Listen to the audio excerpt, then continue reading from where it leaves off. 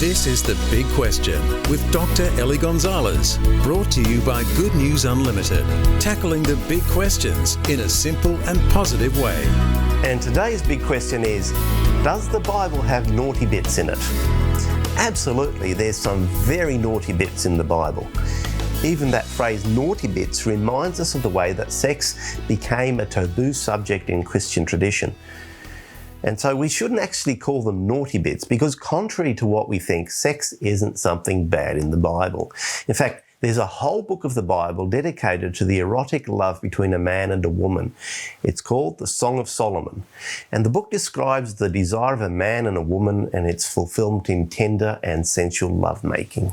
To get around this, throughout Christian history, many Christians have said that the Song of Solomon is not about sex at all, but about Christ's love for his church. Now, there's no doubt that Christ loves his church. I'm not going to completely discount that might be one way we can see the book, but the facts are that the book doesn't mention Jesus, and it was written around 1,000 years before him. And it's actually quite explicit, though in a Hebrew poetic way.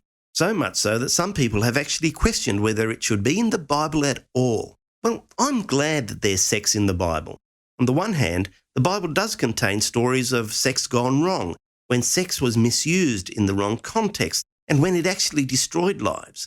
But on the other hand, the Bible also presents sex how it should be, beautiful and life-affirming as a deep reflection of intimacy and commitment within a loving relationship of marriage. The world's understanding of sexuality, you see, is broken. Usually it's about merely satisfying your physical desires in any way possible. Too often it's about power and sometimes even abuse. But the Song of Solomon shows us a different kind of sexuality, in which there is romance and mutual freedom and wonder in the other. The Song of Solomon is a beautiful duet in which the woman and the man are both equal partners. Are those Christians who say that the Song of Solomon is about the love of Christ for his church wrong? I don't think they're necessarily wrong at all.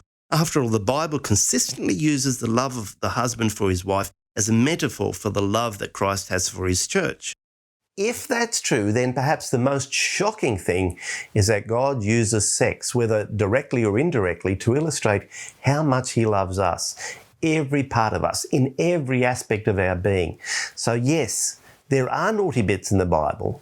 Well, although for God they're not naughty bits at all. He created sex to be beautiful, and it's amazingly beautiful when you remember who created sex and why. For more, contact goodnewsunlimited.com.